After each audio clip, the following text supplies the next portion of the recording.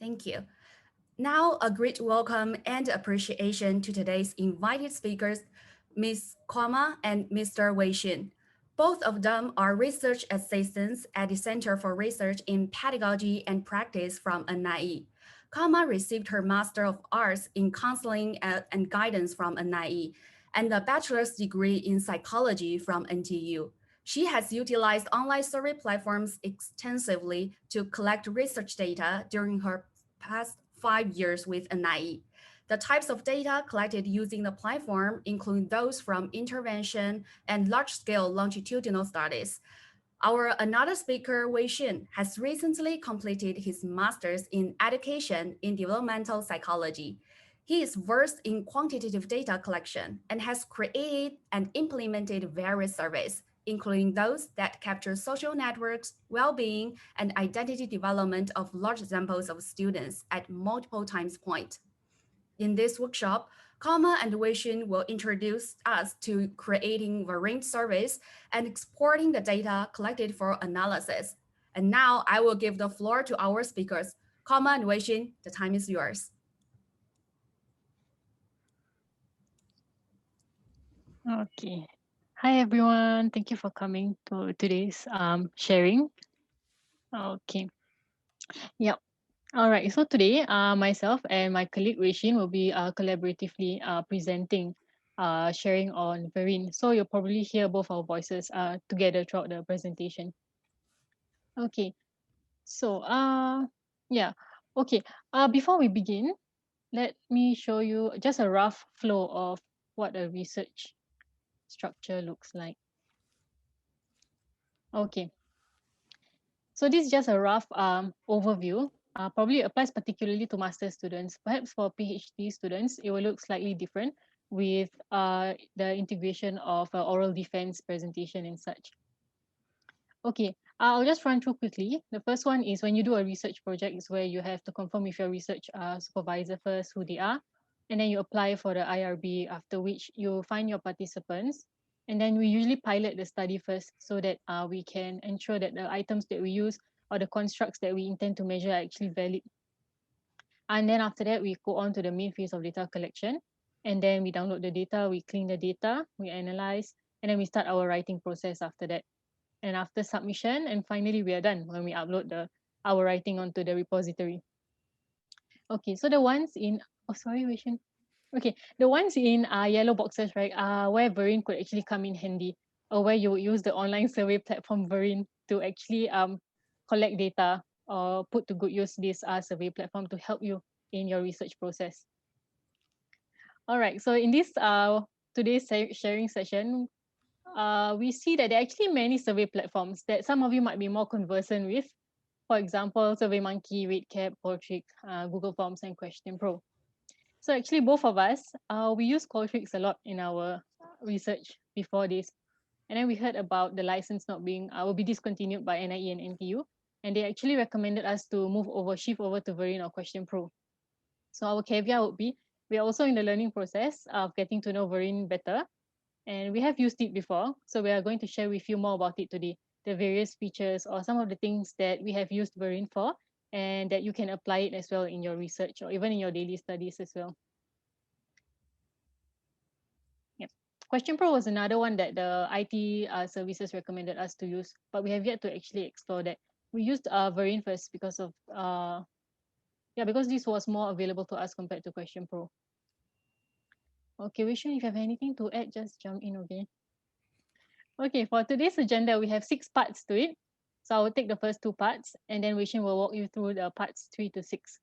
Okay, we will actually inject our personal experiences along the way as well to make it more personalized or to help you get a better picture of how it's like or the challenges we face when we use this platform. Okay, yes. Okay, I understand that some of you actually don't have the Verint account, but okay, not to worry actually. We can a workaround is actually because when we ask the NIE IT services, they actually mentioned that Verint is only available to full-time NIE staff or NTU staff. So as students, if you cannot get direct access, you can route through your supervisors who are actually full-time NAE NTU staff, and they can actually probably get the account for you. Okay. Yeah, they don't offer free accounts, which we would have actually recommended you if they do. Okay, so let's proceed. Okay, now I will go to the online platform itself, and then I will walk you through what it can do. Okay, hang on, let me share my screen. Okay. Okay, let me know if I'm going a bit too fast or you would like me to repeat something. Okay, I won't take too long because if it's a hands-on and you have your own account, it'll be better. If not, I will just make comparisons along the way and try to apply it as much as possible to my personal experiences during the whole research in NIE. Okay, the first step is, okay, basically Verint, as with any other online survey platforms like Qualtrics, you have to log in and then you will see the interface. Okay, for Verint interface, it will look like this, where you will see it's quite neat, just like Qualtrics if some of you are familiar with it. Okay, so the left panel is where you will see the different things that you can do, and then the right is your account. So if you log in and you see someone else's name, you may log out right away, means it's not your account. Okay, you just hack into someone's account. Okay, after which, okay, some of it are quite intuitive. For instance, if you want to create a new survey, just simply click new and then design from scratch. Okay, this happens because I was logged in for too long and then there was inactivity. So you just log in again. Okay. Yeah, I'm not too worried. This is a very friendly platform as well, okay? Okay, what you do is just click new and then you design from scratch. Okay, some of the features are actually very common with all the other survey platforms where it's guided, where this is you have to name your survey, and then after that you have to choose the folder you want to save inside. Okay, for the next one, okay, I'll just go through a few question types that you can create using Verint. Okay, these are basic questions. If you would like to know the advanced questions, we can go through with you later on if we have time, okay? Okay, so for instance, I think some of you might be really familiar with all this. For example, you want to create MCQ questions, you can just choose the question type that you want. For example, choose one, and then you can click. In any survey, you will ask for gender. Okay, so these are the options that you would have.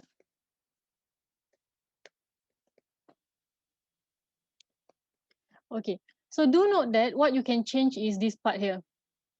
Okay, one of the tips in doing in research practice is when you put your question, we usually type in the name of the question itself.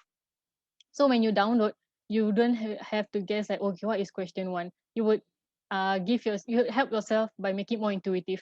Like if you see gender, you know it's a gender question on gender. Or if it's too long to type, you can just, sometimes we use just the first three letters, just gen or something. Okay. Okay, for Verint, when you download, they will download the values according to the values you see here, like 1, 2, and 3. What if you want to code others as 0? That one, Wei Xun will cover in the later part of his talk. So this, I will just let you know in advance that this will appear if you download these as numbers. So 1 will be female, 2 will be male, and 3 will be others. If you want to change according to your preference, that will be covered later on. Okay, so this is a choose one question. They have a host of other question types that you can choose from here. Okay, I will not go through one by one. Yeah, perhaps when you have the license, you can explore yourself. It make it more fun for you to find out for yourself. Okay, another one would be, I will share more of the common types of question. Another one would be just text. For example, you want to type in your instructions to the participants, or you want to include their assent when they participate in your survey. So we would normally just use text. Okay. And then, yeah, so it's as simple as that. Just choose your question type and then change the question, how it's going to be reflected when you download later on. Okay. Some of the things we do are this, because you wouldn't want to have, it'll make things easier for you later on when you're going to do data analysis. Okay. Another question type that is very useful is actually matrix. It looks very complicated. Yeah, this. Okay. So matrix questions are actually one of the more common questions that you use when you type in scaling question, like scale questions. For example, someone's satisfaction with life. Okay. So what you do for this type of questions, you type in the sentences. For example, I am happy with my life. Okay. What if you type and then you actually have six statements, but there's only three that they allow, right? Okay, what you do is you just increase. We can add row here, and then you will see that it increases. So you can type as many as you want. Okay, but one of the practice that we do is we try not to lump or cluster too many questions because the participants get tired of seeing it. Or once they get tired, then you see your answers go haywire because they won't answer as properly. So what we do is sometimes we break, if there are 8 items, we break 4 and then we add another block. Okay, so how do we do that? Okay, for instance, so what you can do is you can you can type your first 4 statements, and then after that you just have to copy this entire question where you just click the settings on the right and then you just copy. Okay, now where is it? The good thing about it is you can decide where you want to paste. You can paste it anywhere. So they don't copy and automatically put it under the block for you. They actually allow you to decide where you want to paste it exactly. So if you decide to paste it under here, then it will appear here. If you paste it here, then it will appear here. Okay. Yep. Okay. Yeah. So the 3 question types that are quite common would be the MCQ, the text, which is just instructions, and then we also have the matrix questions where people can actually read. So here are your statements, and then here is where you enter your Likert scale rating. So for example, strongly agree is where it appears. Okay, strongly agree, disagree. If you have a 7-point Likert scale, then if you look at this, right, it's easy to guess that if you click plus, then it will appear on the next one. So not to worry, it's not a difficult platform to maneuver or to navigate. Okay, and anything you want to do to any particular item or rating, you just have to click the settings. It allows you to do what you want to do with it. Okay. Yep. And then remember to, okay, as much as possible, don't cluster too many items together for ease of reading for the participants as well. All right. Okay. If you have any questions or you would like me to, since we don't have a license, don't worry. If you would like me to try out something that you just want to see what happens, you just let me know, okay? Then I will do the clicking for you.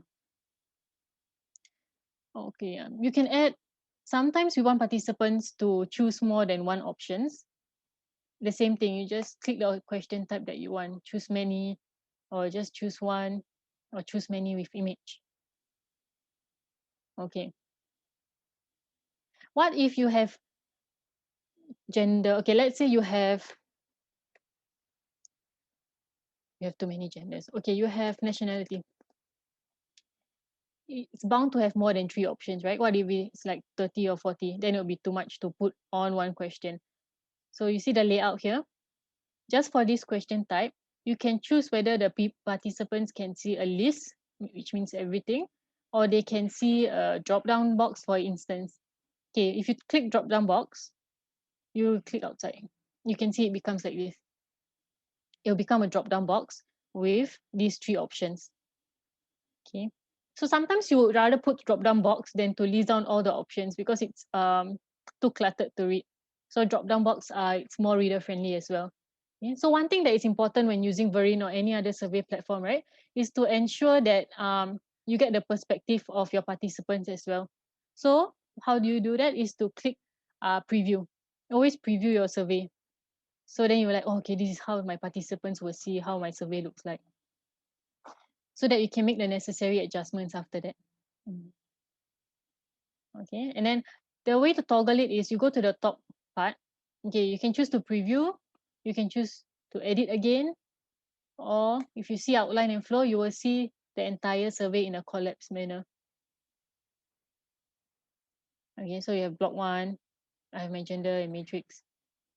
Okay, anytime you want to edit, you just click edit and then you get to do what you want with the survey.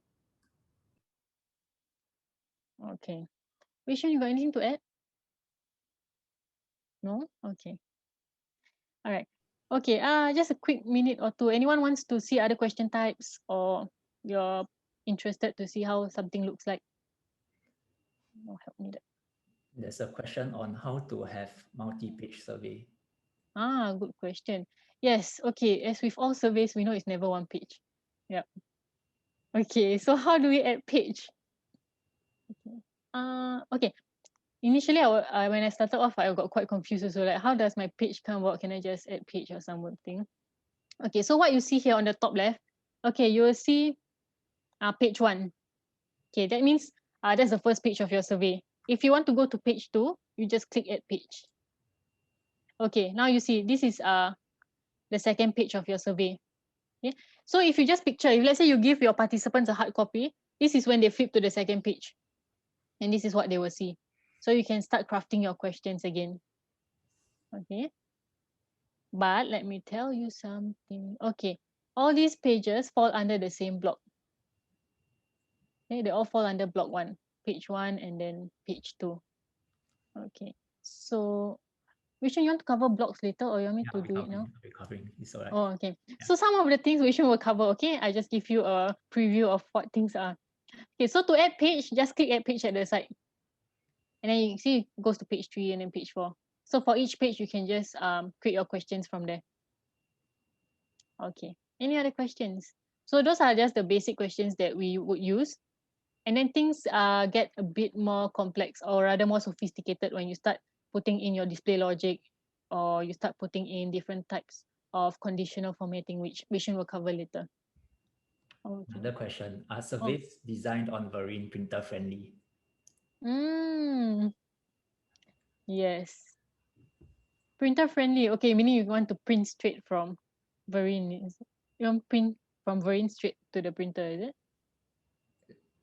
Print Verint straight from, I think she's asking, like, is there maybe a file that you can print, maybe export to a PDF, print from there?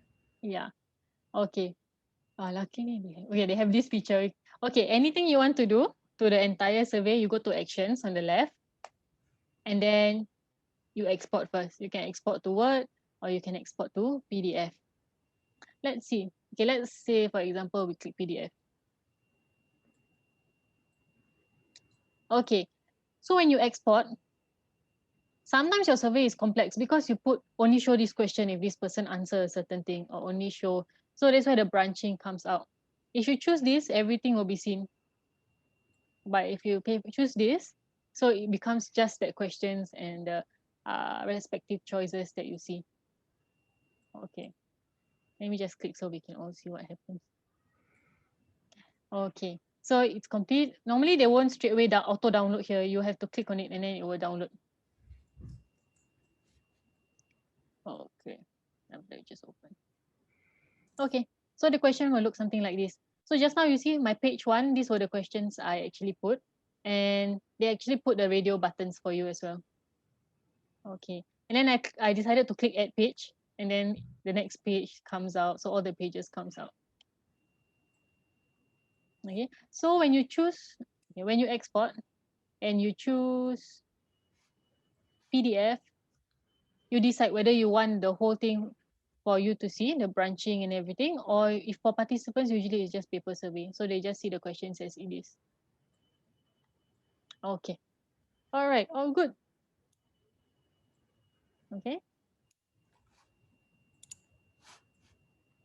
Okay. Yep. Yeah. Okay. That's all I have for how you can start off Verint by just creating questions.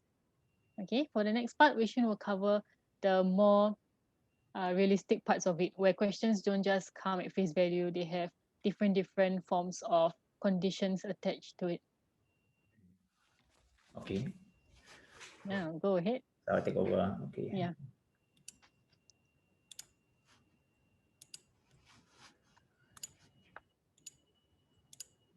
Okay, so just now, right, what Kama went through was to create a survey project. Then she also went through how to create questions and the different kind of questions that you will most probably use during the survey. So there are many questions that different kind of questions that you might want to create. So I would say that if we don't really give you an answer now, right, it's not that Verint doesn't have, but some of the questions, it might be more tied to your field, so you might want to explore it. But these three text multiple choice matrix table are the three most common questions that almost everyone will use in our surveys. So this is the main bulk that we will be touching upon.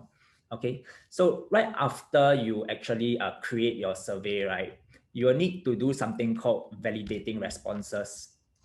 Okay, so in terms of validating responses, right, there are basically two steps. The first step is false response. The second step is recoding. Okay, so I think maybe some of you might have used Qualtrics before. So this term might feel quite familiar to you, false response. What false response does is quite obvious. It basically tells people that, okay, you really have to answer this question before you actually proceed with the survey. So in Qualtrics, right, sorry, I'm contrasting a bit with Qualtrics because some of you might be want to know the difference between Qualtrics and Verint. In Qualtrics, right, you have two options. The first option is whereby you force it. The second option is whereby you display. Display means that if you don't answer it, right, Qualtrics will tell you, you haven't answered this question. Do you want to answer it or not? You have the option to skip. Okay, but in terms of Verint, from our interaction with Verint, they don't have this display option. So you are forced to either force the question or to leave it unforced totally. Okay, there's no such thing as display options. Okay, so maybe before I actually teach you how to force the question, right? Maybe one caveat is like, when should we force a question? Because as you know, when we are doing IRB, right, there is always a stipulation that says that, participants are free to skip the questions if they don't feel comfortable answering it. So if that's the case, right, then you might ask yourself, then why can I force question? IRB already explicitly tells me that I cannot force the question. So the reason we force questions is, if let's say this particular question, right, if the participant skips the question, basically it invalidates his entire survey result, means I cannot use at all. Then if that's the case, right, I might as well not have the participant do the survey. So a very simple illustration, let's say you are doing a comparative study between, you want to find the differences in resilience between males and females in Singapore. So one of the criteria in order to do this comparison of differences, right, mean differences, is that you must know whether the participant is a male or a female. So gender is something that you definitely have to force, because if the participant doesn't answer the question on gender, right, basically you invalidate his entire survey result. So that is when we do a false question, when his answer is really paramount to what we are investigating. Okay. So let's say that if he doesn't want to answer the question, then of course what he has to do is just to close the browser. So that is normally one of the caveats that we put inside the IRB also. If you don't want to answer any of the question, you can quit anytime, just close your browser. Okay. Okay, so enough of the theoretical about forcing. Let's go see how to actually force the question. Okay, so in Verint, right? Okay, so actually I already have one demo that is set up. So in this demo, right, we have 3 questions, actually 4 questions. The first one is like Kama's one. Okay, what is your gender? This is multiple choice. Then we have an open-ended question. Okay, so we can create open-ended questions in Verint also. So let's say you want to do a bit of quali kind of survey, you want to get some open-ended responses. Yeah, you also can have open-ended questions involved. Okay, then you have this is a multiple choice question, and the next page, just now I think Kama showed you how to add a page. You have a matrix question. Okay, so in terms of how to force the question, right, basically it's very simple. So you just click on the question. Okay, then you look at the side, the left hand side, there's a whole list of things. So actually there's a lot of things in Verint, and some of it we also haven't tried before because we are currently quite new to it also. So if you don't know, right, you can just try and click. The best way to learn, right, is to try it out. Okay, so in terms of how to force the question, so in Qualtrics it's called force option, but in Verint, right, it's called answer required, which is quite obvious, means that the participant has to answer the question before he can proceed on. Okay, so answer required.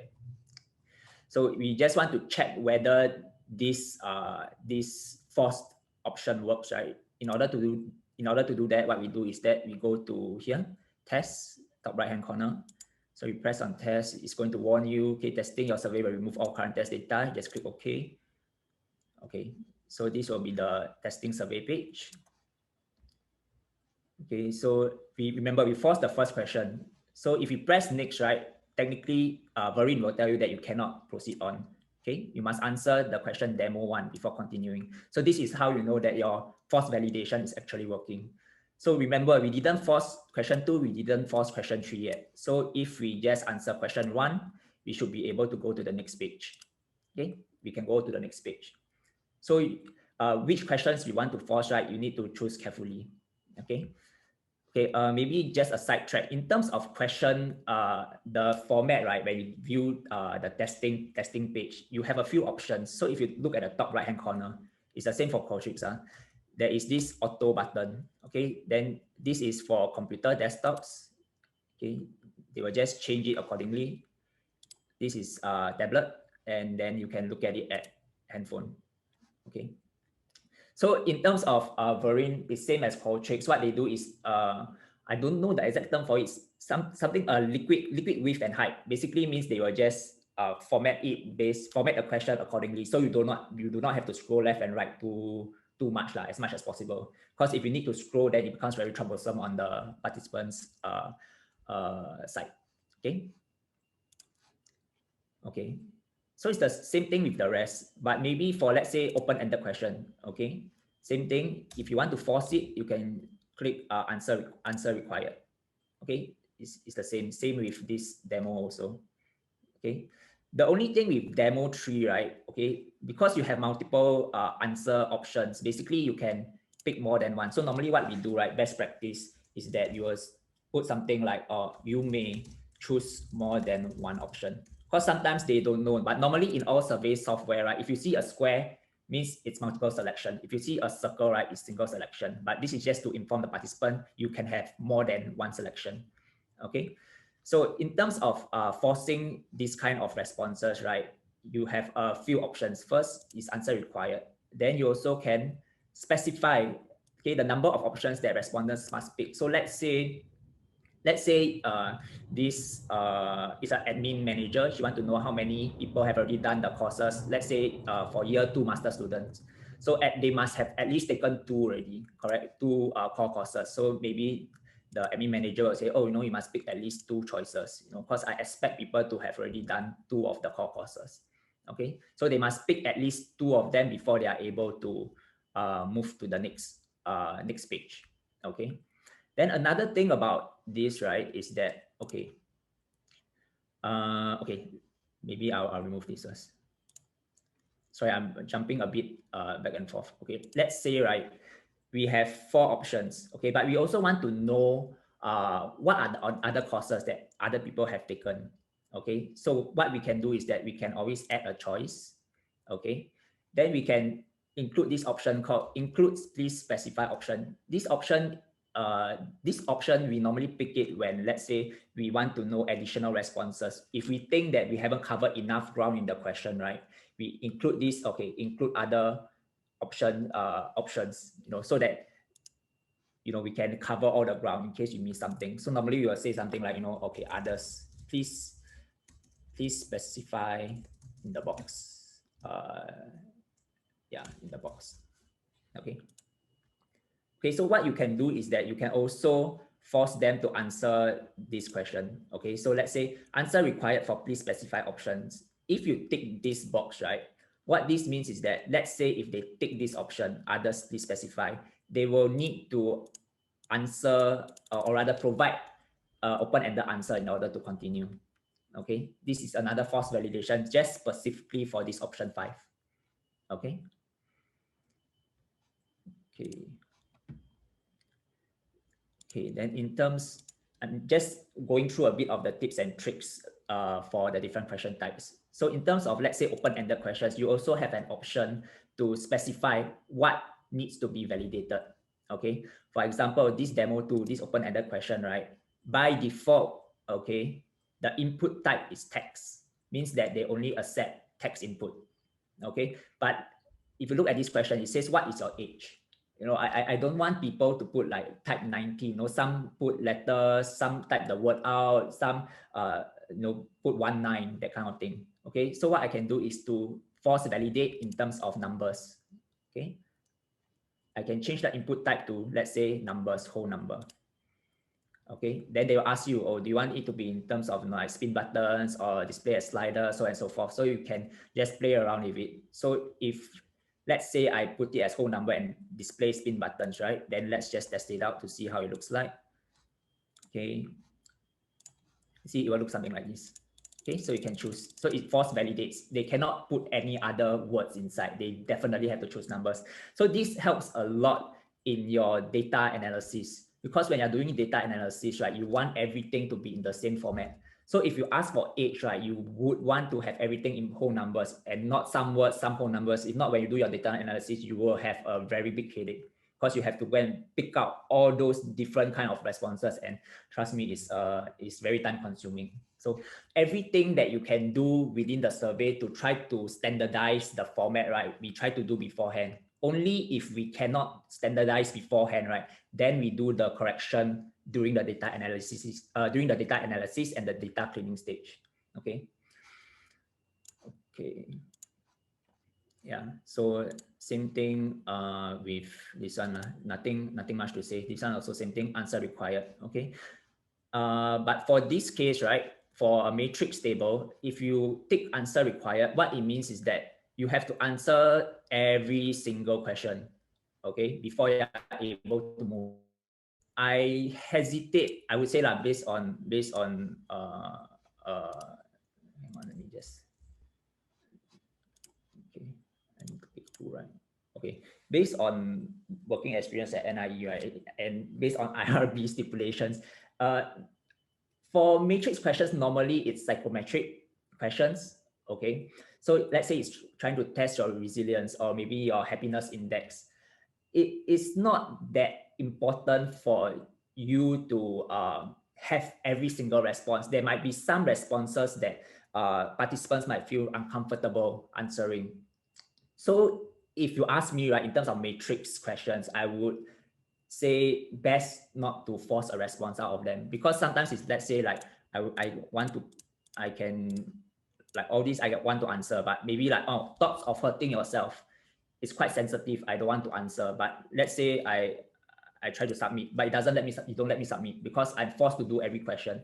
So I think that is quite unfair and quite hurtful to the participant. If they don't want to answer this, I think they should have the full prerogative not to answer this question. Okay, so this is where you need to think, like, okay, when is it ethical to force? When is it not required to force? Okay, so in terms of matrix questions, right, the reason why we don't really need to force is because sometimes you can do something called data imputation. Data imputation means using data that I've answered, right, to try to impute a response for a particular question that you have missed out. So it's not too important for you to answer everything, although it's best you answer everything. But if you do not, we have workarounds in order to get the data that we need. Okay. So especially scales such as depression index, childhood depression index, those are the things that we want to give the participants some option whether they want to answer or not. Okay. Okay. Yep. So that is for force validation. Okay. Let me see. Okay. Next thing we need to go through is, okay, recoding. Okay. What is recoding? Okay. Basically, okay. Sorry, let me open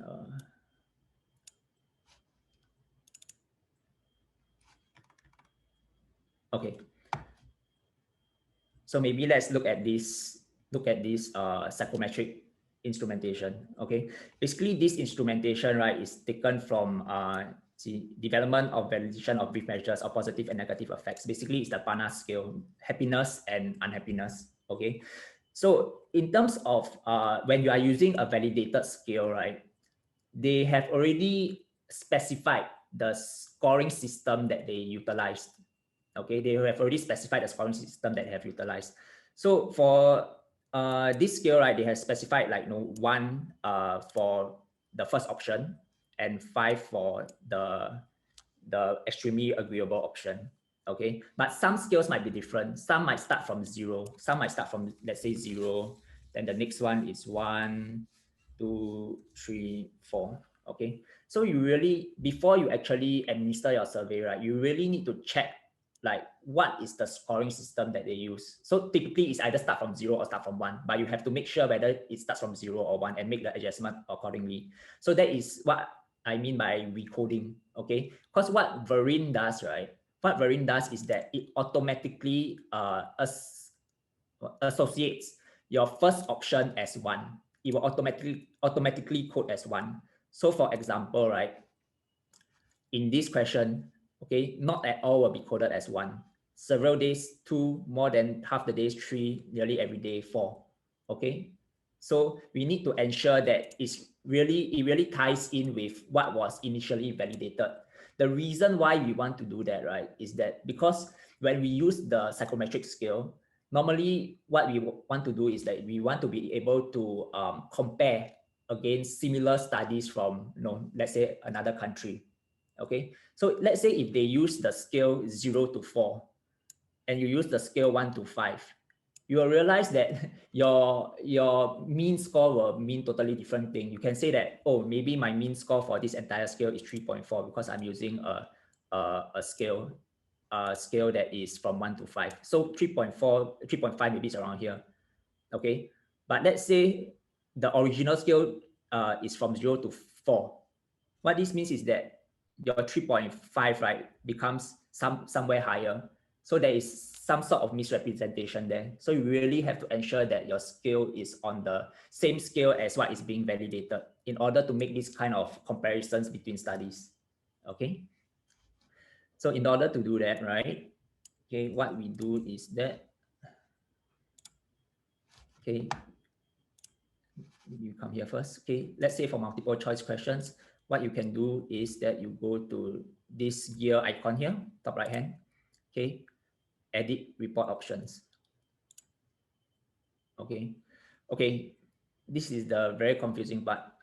There is 2 things that you can change. Okay, I will take the easy way out and tell you that just change report value. Everything that you export, right, export report value. Okay, the main reason why, okay, it might be very confusing, but if you read our notes, you understand. Why we choose report value is because it is able to differentiate between non-response, means people who don't answer the question, and people who selected 0. Okay, if people don't select the question, right, when you export the results from Verint, right, what happens is that Verint will indicate that it's a null response. They'll put a blank. But if you choose export value, right, they will put a 0 there. So you are unable to differentiate. If you export as export value, you're unable to differentiate those who actually answered the question or those who answered the question but picked the response 0. Okay, so we always use report value. So currently what Verint does now is that it codes male for 1 and female for 2. So what we want to do is that we just shift it back lah. Sometimes we code male 0 and then for female 1. Okay, once you're done with that, you just press save, then it will be recorded. Okay.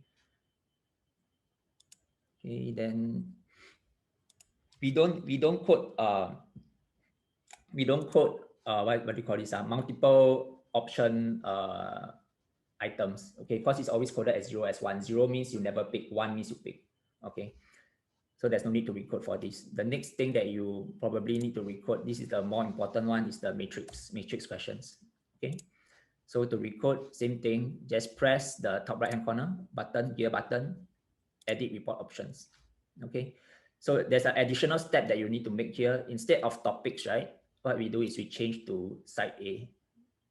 Okay, site A. Yeah, then you will see this report value, export value. Okay, then we just change accordingly. Report value, let's say we want to shift everything backwards, so 0, 1, 2, and 3. Okay. Okay, then that should be all for recoding. Okay, so one thing about recoding is that like I said, best do during the survey before you administer the survey. Everything that you can do before administering, right, you better do beforehand. But let's say you really forget, or you really accidentally read the article wrongly, actually supposed to be coded another way. Don't worry, you can always do the post-processing during data analysis and data cleaning. It's okay. Okay, so don't worry too much if, like, let's say you suddenly feel that, hey, I miscoded, you know, then, oh, I need to re-administer my entire survey. No. It's more difficult to get participants to redo your survey than to do post-processing. Okay, so everything, if you do a mistake, do it in post-processing. Okay, maybe one good best practice is that before you do your data analysis, right, go through your entire survey one more time.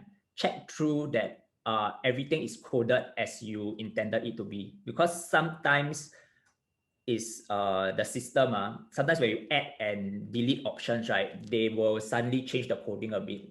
So exactly how I cannot say, but there were instances whereby my coding changed because I added and deleted options. So just double check before you do your data analysis. Make sure all the codes is according to how you intended it to be. Okay. Okay. We have a question on recoding. Who Okay. It's me. Okay. Yeah. You want me to read out the question? Oh, okay. Yeah. Aiyo. Okay. Are we able to recode values to new values after data collection has completed? After data collection, okay. For Qualtrics, yes. For Verint, the main mantra in your head, right, is before I administer the survey, everything has to be finalized. Everything has to be finalized. So once I administer, right, don't do any changes anymore, because Verint won't let me do any changes, especially on things like deletion of questions. Deletion of questions, they won't. Addition of questions, okay.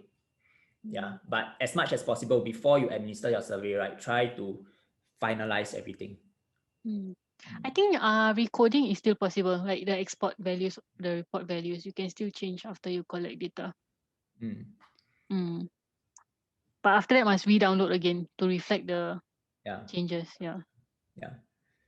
So explore a bit, but like what I said, try as much as possible, don't change, especially for Verint platform, because we had the same trouble previously. We were like, when we were doing Qualtrics, like, hey, can change what? So we expected the same to be for it to be the same for Verint. Then you're like, why suddenly I cannot change? Normally there will be options to tell me that, oh, I can delete the question. Then it's like suddenly it's grayed out. So it was a bit of back and forth, like NIL library also asked us. Then we're like, oh, we found out that actually Verint is very special, is that once they administer the survey, they expect it to be finalized already. Because as much as possible, if you start making changes in the form, right, you have additional participants coming in, right, they start to get confused on how to actually code the data. Nice question. Is Qualtrics better than Verint? In my opinion, it is okay. It really depends on which platform you first come into contact with. Like I always discuss with Kama, like, is Verint really like that bad? At first, when we first encountered Verint, we thought like, wow, it's terrible. But after that, we really realized is that it's because we encountered Qualtrics first. So we are very used to how Qualtrics works. So when we port over to Verint, right, actually we came to the conclusion is that what Qualtrics does, actually Verint also can do. Everything Verint also can do. It's just figuring out how to do it. It's a different process. Yeah. So I would say it's depending on which platform you come first. Yeah, you come to contact first. But in terms of like, okay, this is my personal opinion. In terms of aesthetics to the participants, I will say Qualtrics. Qualtrics looks better. Yeah, aesthetically. And in terms of the fluidity of the optimization of the display to participants also, I would say Qualtrics does a better job in terms of the liquid adjustments. Yeah. Okay. I shall continue if there's no other questions. Okay, after recoding, okay, let's talk about survey flow. Okay. Okay, so now I'll talk about survey flow. So in terms of survey flow, right, you just need to take note, okay? It's in terms of a nested structure. Okay, so at my overall nested structure, right, we have things called blocks. Okay, so that's the really big overarching structure. Within the blocks, right, then you have your pages. Okay, these are your pages. And within your pages, then you have your individual questions. Okay, so that is how Verint sort of manipulates your survey flow. Okay, so maybe one thing that I want to touch on is that survey flow, right, is actually very important. Okay, don't think that it doesn't matter if this question is on this page or this question is on another page. Okay, uh, the way a survey is structured, right, can actually influence like how participants interact with the survey. Same thing with question ordering. If you choose some questions to be first or some questions to be second, it will also affect the way that participants engage and interact with the survey. Okay. So one of the things that we normally do is that we try not to have too many questions in a single page. Okay, as much as possible, let's say we have an instrument that happens to be 30 questions long. Normally we will have about how many maybe 8 to 10 max, right? I think 10 is the max really, around there. Around 8 to 10 questions in one page, then we split it to another page, split it to another page. Okay, try not to have too many in the same page. If not, participants, especially if they are using handphone, if they use handphone to do it, it's very troublesome because in a matrix question, right, each question will appear individually with the options in each category, and it becomes very troublesome. Yeah, so it will detract the person. It will force the person will be like, oh, so troublesome, I'm just going to anyhow click. So it basically you are shooting yourself in the foot if you have too many questions in the same page. Okay. Okay. Okay, so let's go to return to survey. Okay, so I'll have this survey from initial. Okay. Why did I do this? Oh yeah, okay. So before we go into the entire survey flow, right? Basically, before you actually start when you do a study, right? Normally, this is just some best practices that I'm touching on. So before you actually do a study, right? Normally, what we have is that we craft the entire survey structure, how it will look like before we do it on Verint. So this is what we call a researcher's copy of the survey. Okay, so normally in a survey, what you have to put on the first page, right, is your IRB. Okay, for those who are embarking on your master's PhD, I mean, these are the things that you need to know. So you have your IRB at the front, invite to the study, okay, around 20 minutes of your time. Okay, in terms of survey length, try to keep within 20-30 minutes. Anything more than that, you will find out that people will anyhow do your survey, especially small kids, right? That time I went down to the school, right? Wow, I have over 150 questions, but they do it within 15 minutes. You'll be shocked at the speed that they go through it. So don't shoot yourself in the foot. As much as possible, keep it to a manageable time length, maybe 70-80 questions. That will take around 20 minutes. Okay, and then your participation, confidential, so on and so forth. Okay, then contact information. Okay, then the first very important question is assent. Okay, assent and consent. I understand the above statement and agree to participate, or I do not agree to participate in the survey. Okay, that is the basic first thing that you need to put in all surveys. Okay, then after that is whatever questions you have. You can have demographic questions. First, some like to put demographic questions at the end because sometimes they feel that, especially if you are approaching strangers to do it, right, they might be very put off by demographic questions because they don't want to reveal information about themselves. But let's say you have a cash token, you get them to do the psychometric questions first, right? Then at the end, you put the demographic questions. Then they are like, last page, okay, give information so I can get the cash token, that kind of thing. So sometimes it really depends on your target audience, whether you want to put the demographic questions at the front or at the back. But because of the nature of our research, basically the participants, they already sort of consented to do the surveys within a classroom setting. So we put it at the front. Okay, then you have things like your psychometric questions. Okay, these are validated skills. And then you have additional questions. Let's say you want to know more, like, what are the activities that you do when you're happy. Then this is another one. Okay, sadness scale. Okay, unhappiness activities. Okay, so this is basically how a researcher's survey template looks like. Okay, so we will basically recreate. First of all, we have the demographic questions. Okay, what is your gender? Okay, so now I'm talking about questions. Okay, just now Kama showed you how to copy and paste questions, right? So we'll do the same here. We'll just do a copy. Okay, then we paste. Why? Because it's almost the same kind of question type. That is when we do copy and paste. Okay, so what is your stream? So you can do something like, to. What is your stream? Okay, then we add. Okay, then we have things like maybe it's normal technical, NT. Okay, then we have normal academic, NA.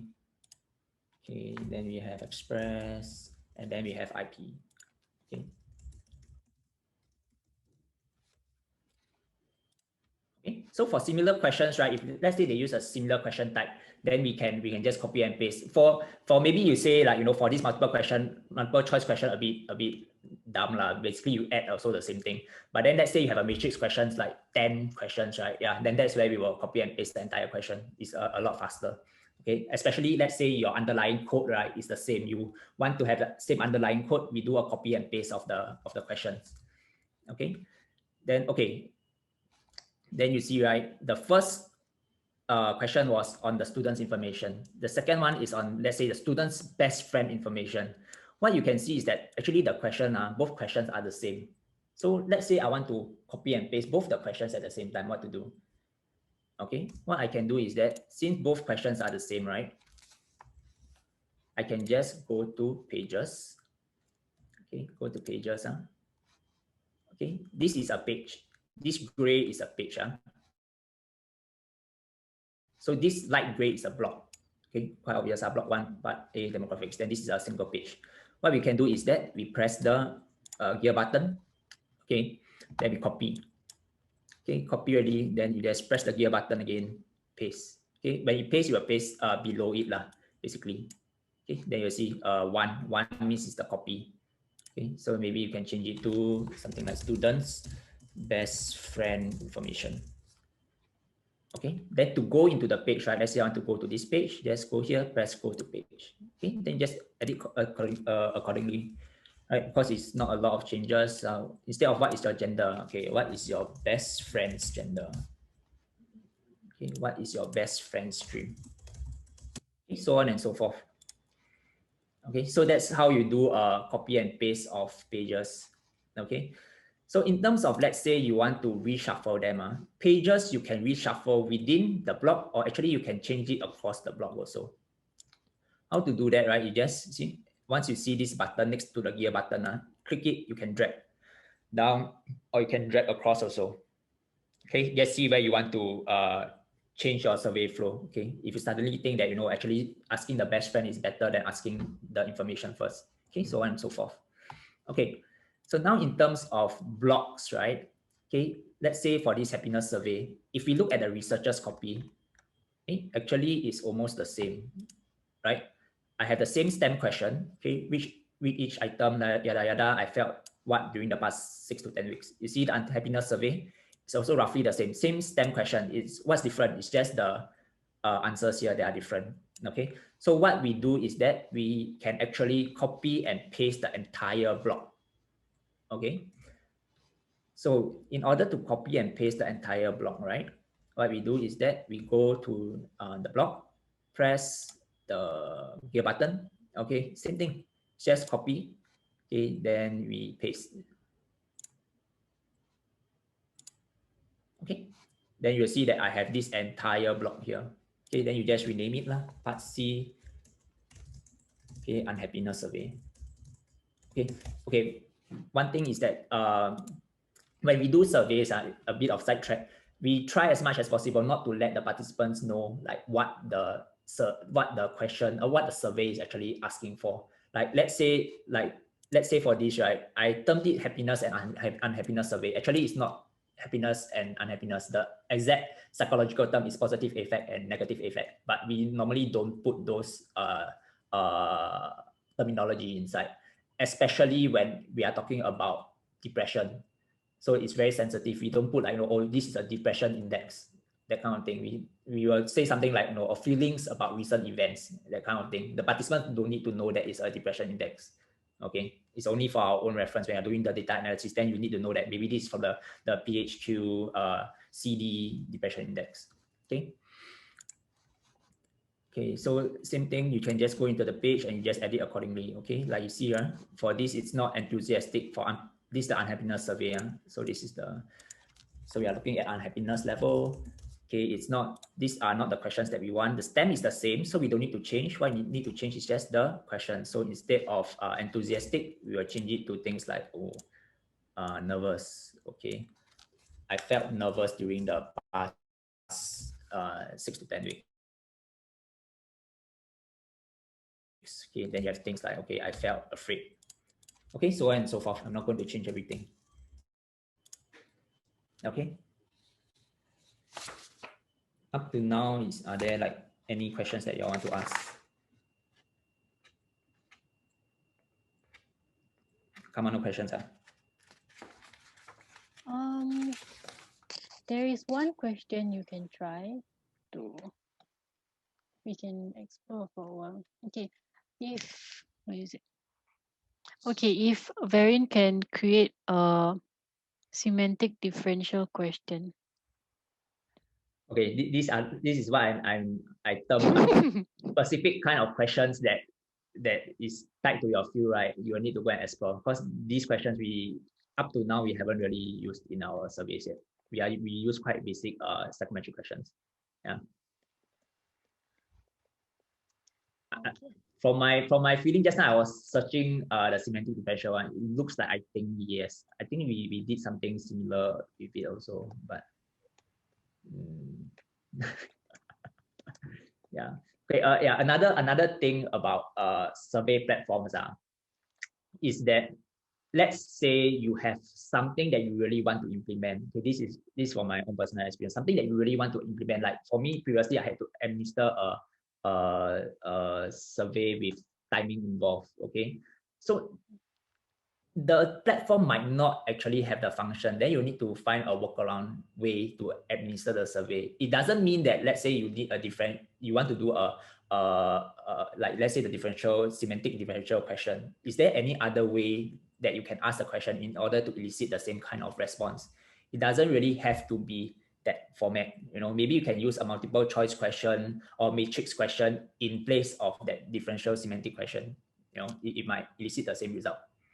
Okay, so as much as possible, if we can find the option to actually create that question, right, that's the best.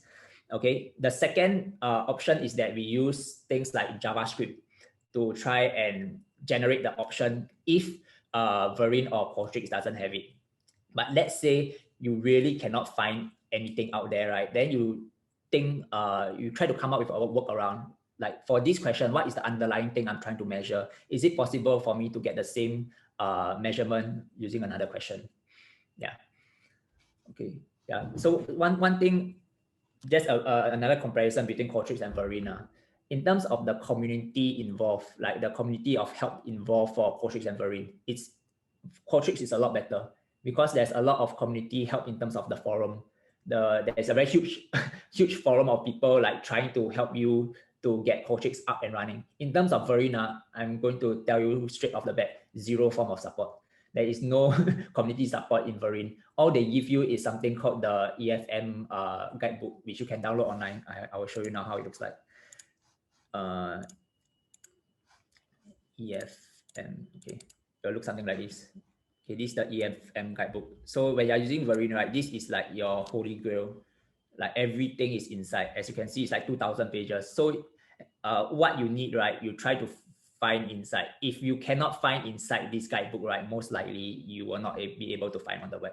This is more comprehensive than the web. Yeah. That is what I mean by the community is not really there for Verint. Basically, it's just this guidebook that governs everything. Okay. Okay. Then let's move on. Now let's go on to survey distribution. There is one question from Yeah. our audience. Does Verint have a mobile-friendly auto function? It's automatically adjusted for mobile. Oh, Automatically or adjusted for mobile. So like what I said, there's the liquid width, liquid height. So depending on the type of device that you use, right, it will automatically adjust accordingly. okay. Thank you. Yeah. Okay, so now we'll go on to the last part. Okay, after you have crafted like everything, right, what you want to do now is to, of course, you need to distribute your survey. Okay, so in order to distribute the survey, right, first of all, what we want to do is that we want to ensure that we have the correct options being selected. Okay, so in terms of the options, right, survey options, what we do is that we go to properties here. Okay, then we just look over here, this part of the survey. Okay, so the two important things that you need to uncheck from this part of the survey, right, is that first, allow respondent to update a completed survey. No, we don't want that. Okay, once the participant has completed it, right, we want that to be the final response. Okay, we don't want them to go and change anything else. Okay, second thing to remove is this thing, track respondent information. Okay, track respondent information, what it does is that it tracks things like IP address, location data. So those are the things that is strictly against ethical considerations. Basically, IRB disallows this kind of thing. So uncheck this option, track respondent information. Okay, so once you are done with that, right, okay, I think I've gone through testing. Okay, so testing phase is here. Before you actually administer your survey, before, okay, not even administering, before you open the survey for collection, make sure everything is finalized. Okay, if not, if you want to delete questions, you are not able to do so anymore. Okay, so once you really confirm that you are done with the survey, then we go to collect. Okay, it's quite obvious. We go to collect. Okay, so you have four options here. Okay, we will only be going through this for open participation. Means what it does is it will generate a link. Then you can just pump the link out to whoever needs to do the survey. Okay, selective participation is from a selected list of participants, which means you need to upload a list. Okay, and then they will just send the link to the respondent emails. Okay, so you need more information like emails. Basically, you already need to have identified the sample, gathered some information from them before you are able to do this kind of option. Okay, so selective participation from the panel, which means out of this entire list, right, you only want to give to a select few. Okay, then the last one, there might be cases where you need it. Okay, so in our studies, right, we use something called authentication. So in Qualtrics, it's called authentication. So in terms of authentication, what it means is that for every user, right, they will be given a specific user ID. We call user ID basically it's a passcode. So in order for them to do the survey, they have to key in the user ID. What this does is that it ties the user to a particular user ID so that we know who is doing the survey. So we can check back who has done the survey, who hasn't done the survey, and we can follow up with the teachers, to ask them, oh, this person haven't do the survey, so on and so forth. Like, can you chase him to do the survey, that kind of thing. So the two options that you'll most likely use is probably either open participation or closed participation if you have select students you want to know their ID from. Okay. So in terms of what we'll be doing today is just open participation. So we just click on open participation link. Okay. Hey, then they'll ask you, okay, open your survey now. By opening your survey, some survey design features will be locked and the survey will be published to the URL respondents can access. Okay, so important thing, some survey design features will be locked, such as deletion of questions. Okay, so you really need, if you want to know what features will be locked, right, look up the EFM handbook. They will tell you everything that is being locked after you open the survey. Okay, so you can just open the survey. Okay. Then what you will see is that you will have this page here. Okay, survey link, quite obvious. Okay, you have your survey link here. Okay, you can just copy and paste this into whatever email that you are going to send to the participants. Okay, so what we normally do, right, is that when we are sending, let's say we are sending the survey to teachers in order to administer to the students. What we will do is that we will do up a survey guide for them. Okay, so the survey guide will include things like participant name, participant user ID. Okay, then they will have this URL link. Then we will also put in a QR code, because you will notice that what teachers like to do is almost like the de facto kind of method. Is that they will print the QR code very big and they will paste it at the front of the class. So let's say you have a half an hour time slot, right? What they will normally do is paste it at the front of the class, then ask students to use their mobile device, go in front and scan. Yeah, so I would say giving a QR code is absolutely necessary if you are conducting surveys in schools. That's normally how the form teachers will do it. Okay, so in order to generate that QR code, right, it's not that simple, not like Qualtrics whereby the QR code is at the bottom. What you have to do is to go to this button here, add campaign. Okay, and then QR code. Okay, then you will see you have the link and you will have the QR code. Okay, so you just download the QR code, put inside the guide, and just let the form teacher handle the rest. They will know what to do. Okay. Any question on dissemination?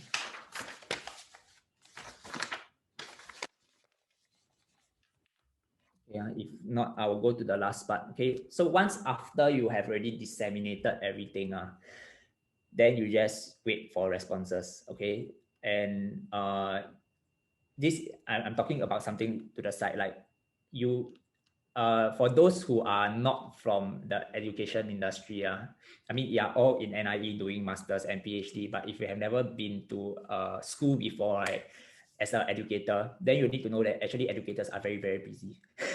So in terms of your survey, you need to sort of think of it like, even though it's your main priority, right, but to them is something extra that you need to chase them for. Okay, it's not they don't care, it's that they don't have the time to care. So close to the date, right, of your actual administration, normally what we do is we send everything, survey link, survey QR code, those user ID, one week. Okay, we don't want to send too early also because they will forget. We'll send 1 week before for them to test it out. Then maybe like 2 to 3 days before the survey administration, we'll just remind them like, oh, okay, just to confirm with you, okay, it's set for Thursday. Then we're like, oh yeah, we tested already. Okay, then you can relax. They will go ahead with it. So it's just do a bit of checking with them because they are really very busy. So I have instances whereby I did check, then suddenly just that one day the form teacher forgot. Then they will have to do at home all that kind of thing. And by and large, as much as possible, right, get the participants, if let's say your participants are school students, try to secure a time slot in school for them to do. Because if you let them bring home, what happens is that a lot of them will not do the survey. Okay, if you can secure a half an hour time slot, right, try to administer during that half an hour time slot. And that is one of the reasons why I say keep your survey to 20-30 minutes, because that is also around how much time schools will allocate for you. They will not give you like 1.5 hours, that kind of thing. No, maximum I would say maybe 45 minutes. Okay, most of the time it's like half an hour only. And you need to factor in time like a briefing of the IRB. The teachers must tell the students what to do. Solving technical difficulties, that kind of thing. So as much as possible, don't make your survey too long. Okay, so where was I? Exporting. Okay, so once you collect already, then we need to analyze the data. Okay, so in terms of analyze, we click here, analyze.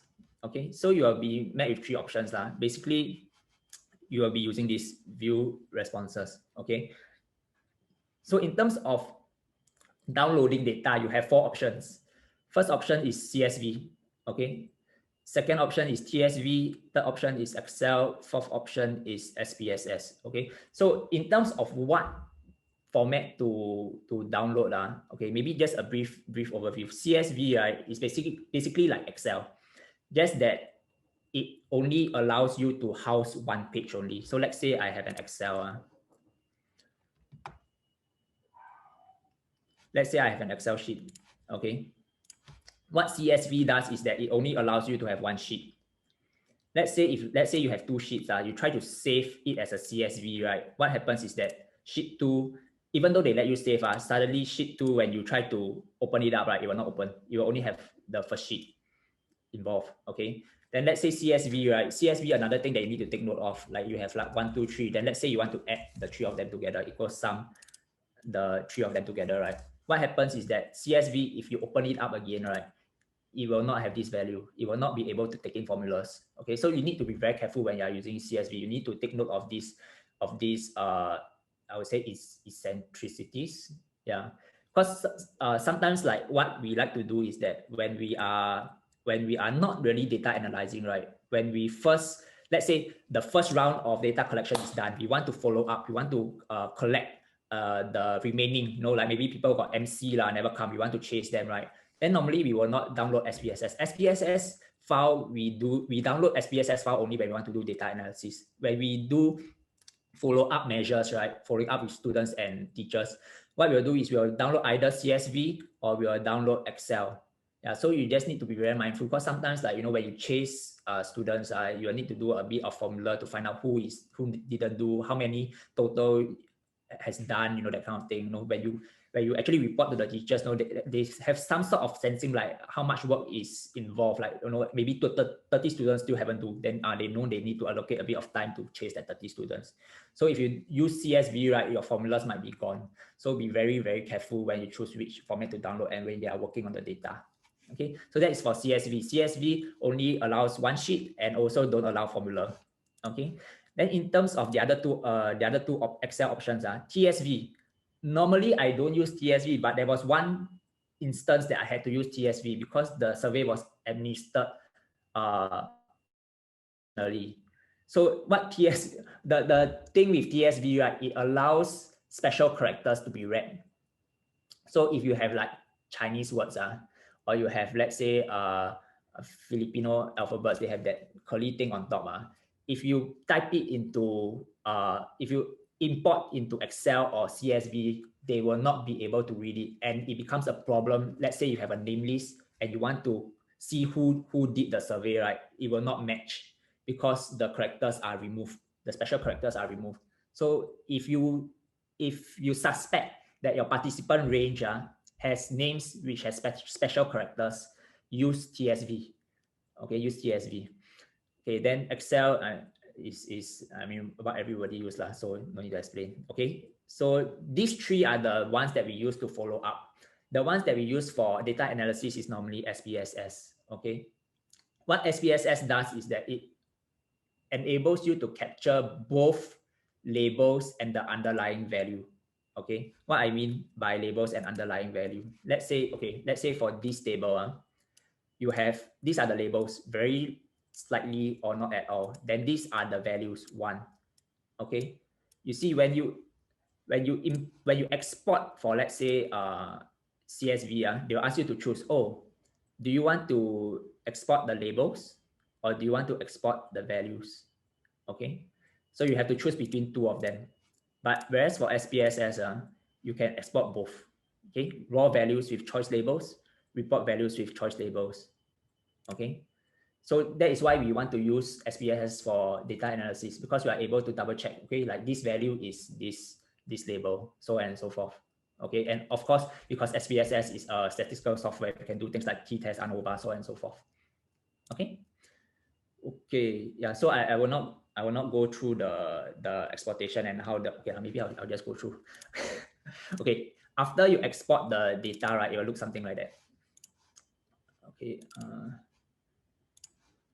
Okay. Normally we export. I will recommend just stick to exporting report. The report format. Okay, what I mean by report format. Sorry, I'm jumping back and forth. Okay, so in terms of exportation, when you export, right? Okay, just make sure that you click all response data from current survey. You want to export everything.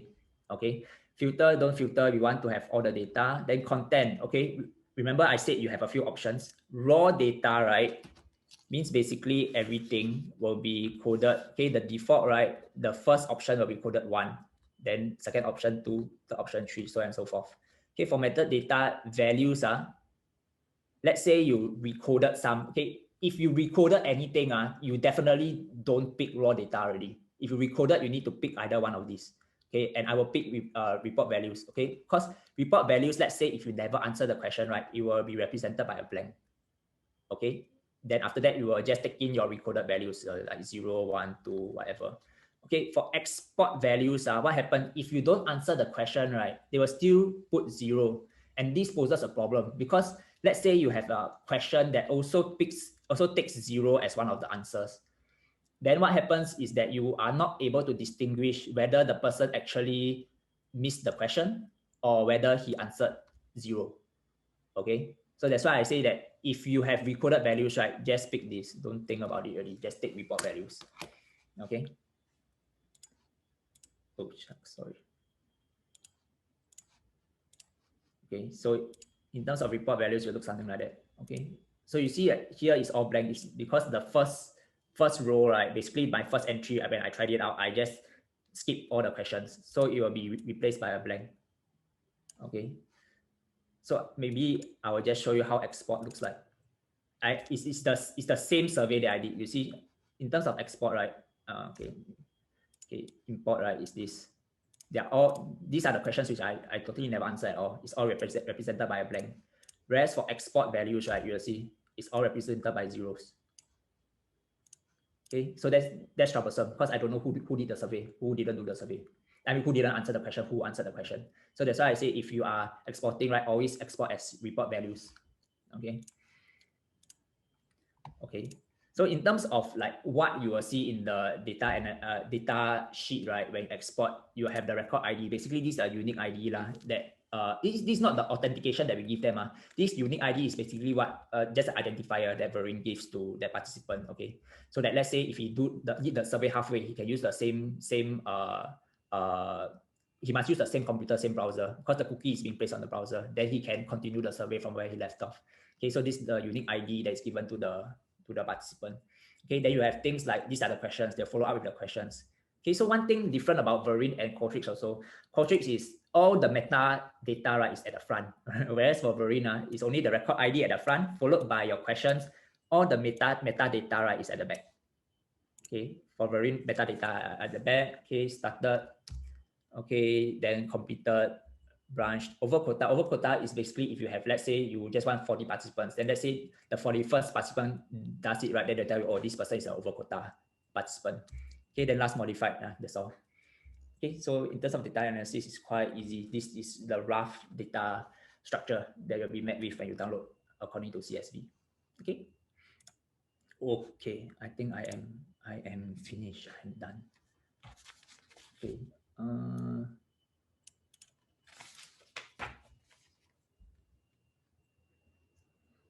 Okay, shall we go through the Q&A sessions, questions? Yes, any questions from our audience, since we still have 10 minutes left? Okay. Maybe we can get one from our live questions. Yeah. Okay, I see a live question. So someone asked if they can have a copy of the survey. Oh, okay. Yeah. Can. The survey doc I will pass to the GSC com to send out. Okay. So no live questions. Then shall we go through the questions that was sent to you beforehand? Yeah. Okay, can. Okay, so you just go through a few of the questions. So in terms of how to install Verint, can this program be used free or need subscription? Okay, I think Kama answered that just now already. So Verint only for NIE and NTU full-time staff, but I'm sure that, okay, I cannot say I'm sure. Okay, justify why you really need it, to ACIS. Okay, so the department you are supposed to look for, if you are from NIE, is ACIS. Go look for them. Okay, send them an email, a very courteous email, please, that you really need it and justify why you need it. If you cannot get it, right, then go through your supervisor, ask them to send an email to them. If they still reject, right, then ask your supervisor to apply for Verint account on his own account using his email. Then you use that account. Okay, because in any case, right, they have to make the switch because they are going to go out of Qualtrics like sooner or later already. Okay, so what is its application for our research? Okay, so very in terms of, you can use it for quantity. Okay, you can use it for quantity, you can use it for qualitative, but most likely most of the time is quantity research.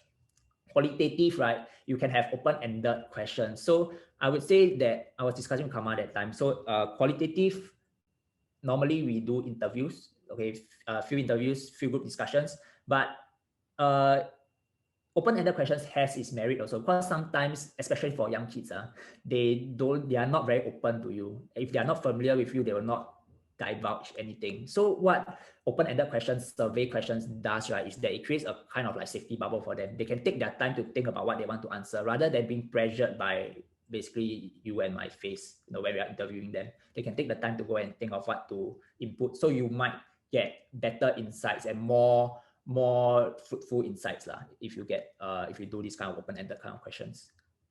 Okay, next.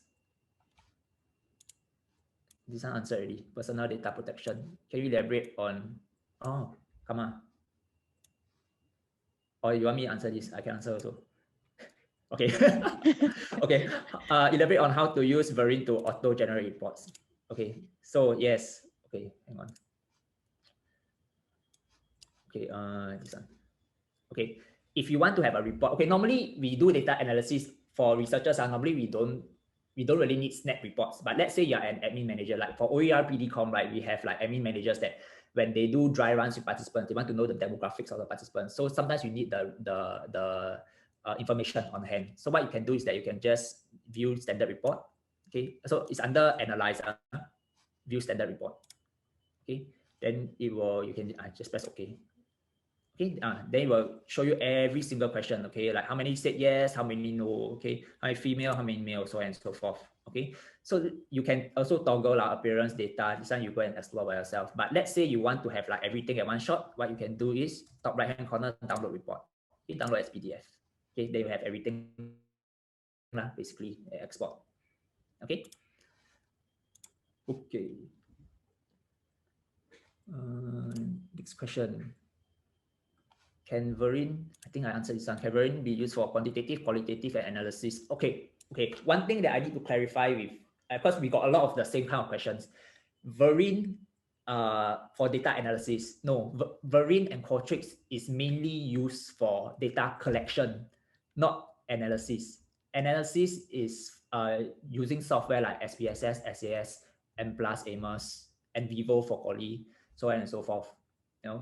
Verint, even though they might have things like sentiment analysis, that one we haven't explored, so we cannot talk much about it also. And if let's say you want to have that software, right, like Verint sentiment analysis, right, is an additional top up. So and NIE might not have it.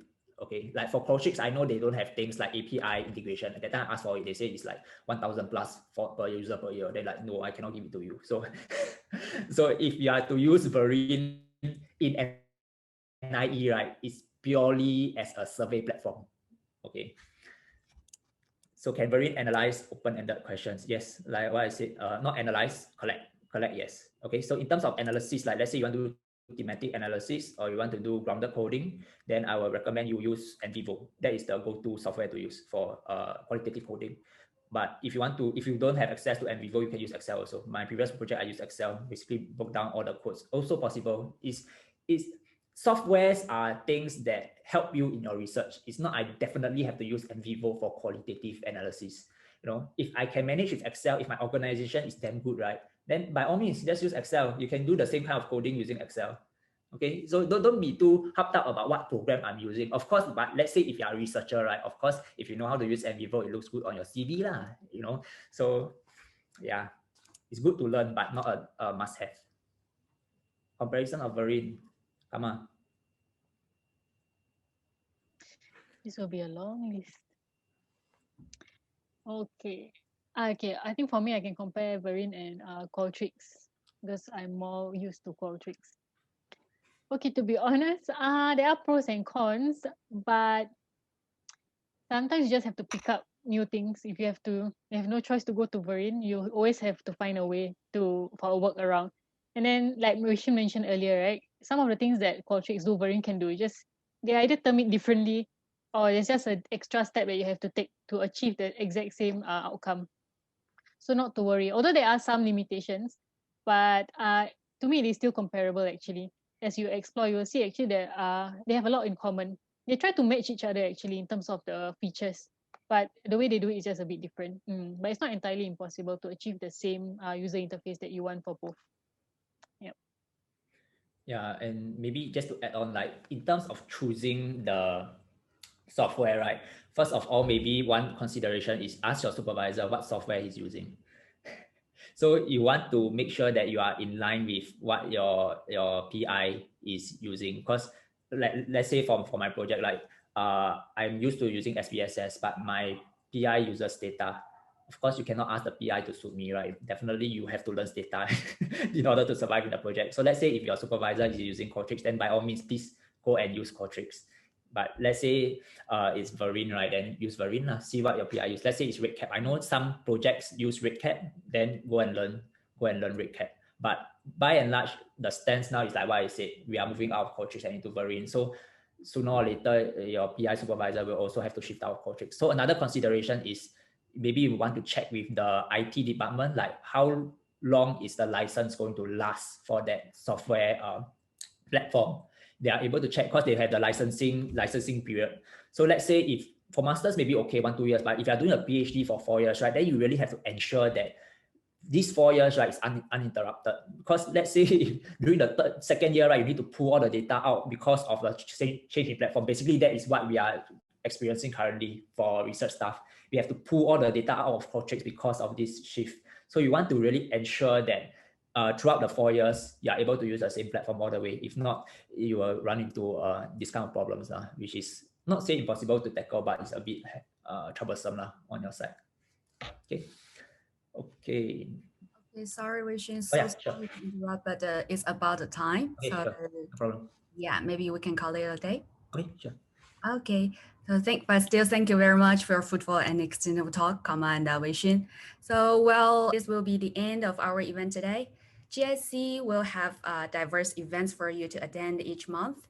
But in October, we will have our annual biggest event, NIE Graduate Student Conference 2021. You are most welcome to attend either as a speaker or a 3MT competitor. The conference website will be come out soon. More information about abstract submission will be included. So hope to see you there again. Next slide, please. Okay, and please follow us on our social media. NIE-GSC has a Facebook page, an Instagram account, and a WeChat page. All of them are shown on your screen, and feel free to follow them since we will update our news and events through these social media pages, aside from the mass email. You can also reach us through the direct message feature on each platform. Before we part ways, please fill out the feedback form through the QR code on your screen. We will also be sending the link to your email. It is anonymous, by the way, so please fill it out so that we can improve our events, and we love to hear your suggestions for our next events. So that's all. Thank you very much for attendance, and also a great appreciation to Kama and Wei Xun. Thank you very much for your time and presentation. Thank you.